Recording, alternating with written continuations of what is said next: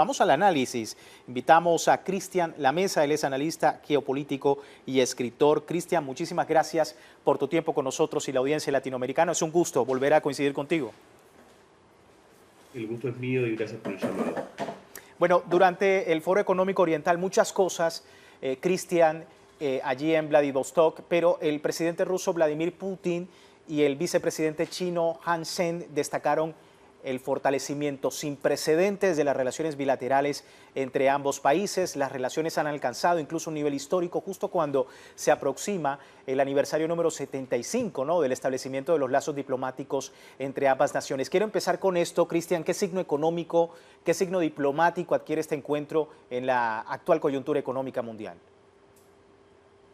Bueno, el vicepresidente también señaló que esto se debe justamente al fuertísimo liderazgo de Xi Jinping y de Vladimir Putin. Yo creo que acá se da un momento histórico en el cual se da la coincidencia, ¿no?, de estos grandes líderes en un mismo momento y en una situación en la cual se está sin duda poniendo en juego el futuro de los próximos siglos. ¿Cómo van a ser el futuro de los próximos siglos de la humanidad y de la relación entre los países? Entonces creo que en este sentido esta armonía entre China y Rusia, estas dos enormes potencias, y direccionada justamente hacia la construcción de este mundo multipolar con unas reglas muchísimo más justas, inclusive entre todos los países, ponen de relieve un cambio de paradigma enorme en este sentido. Y creo que justamente esto es lo que un poco esto que se ve con este Foro Económico Oriental, el noveno ya que se da, pone de relieve un poco esto. Sí, y es justamente una reunión, Cristian, que antecede la próxima cumbre de los BRICS de octubre, ¿no? La importancia también de esta reunión preparatoria y justamente cuando el mundo está muy pendiente del sur global, precisamente con estas importantes reuniones también para el grupo BRICS. Claro, y de ahí también la enfática invitación del presidente Putin para que su homólogo chino esté en esta reunión que va a ser tan importante en Kazán el próximo mes, en octubre. Y se va configurando ese mundo del que hablamos.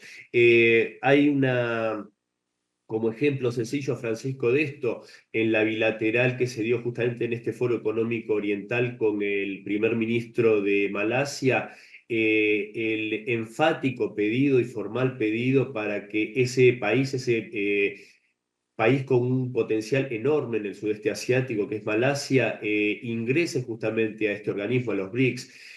Vos fijate que es una enorme cantidad de países y que justamente dada la seriedad de este grupo, de los BRICS, es que se analiza muy detenidamente el ingreso, no es que tampoco se abre, pero hay alrededor de 30, más de 30 países esperando formalmente, con pedidos formales, en su ingreso al organismo. Entonces, esto hace un gran contraste, si me permitís un minuto, una digresión.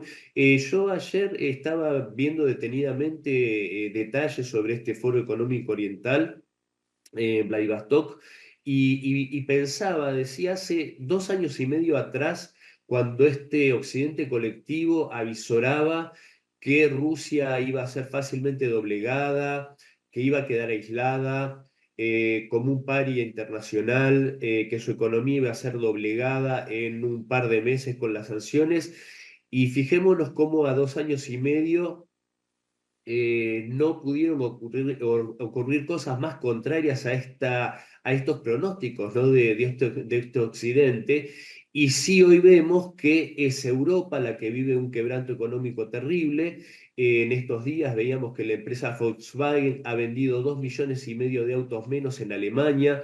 Entonces realmente el cambio de paradigma que estamos viviendo es enorme, y con esto cierro, en una lógica de mundo que, como bien decía el colega Aliek, este foro se basa en el desarrollo y la cooperación. Fijémonos cómo el crecimiento y que tantos países quieran unirse a esta lógica, justamente tiene que ver con que es una lógica totalmente distinta a la que planteaba y pretende seguir planteando Estados Unidos y Europa, que es esa lógica de dominación y de imposición hacia los otros países, no solo cuestiones económicas y geopolíticas, sino incluso cuestiones de formas de vida, frente a una lógica que tiene que ver justamente con el desarrollo, la cooperación y el mutuo beneficio. Entonces creo que si bien es un momento en el cual, por supuesto, geopolíticamente hablando es muy peligroso, pero también son momentos muy promisorios. ¿Y qué momento, Cristian, hablabas precisamente de las sanciones y qué momento sobre ese paradigma? Porque en el Foro Económico Oriental se han firmado 258 acuerdos por valor de más de 5 billones de rublos, una cifra histórica, una cifra de récord en el contexto de esta importante reunión, ¿no? Sí, sí, por supuesto. A mí o sea, he tenido la fortuna de estar hace relativamente poco tiempo en Rusia, de estar varias veces y durante tiempos prolongados, perdón. Y la pujanza de la economía rusa sigue siendo muy grande, muy superior a la media europea. Entonces, por supuesto que esas sanciones, por un lado, perjudicaron a Europa mucho más de lo que lograron perjudicar a Rusia en todo su conglomerado industrial debido al tema de los hidrocarburos rusos, que en definitiva lo siguen comprando, pero de una forma triangulada, pagándolo muchísimo más, o sea, una lógica que no se entiende demasiado bien.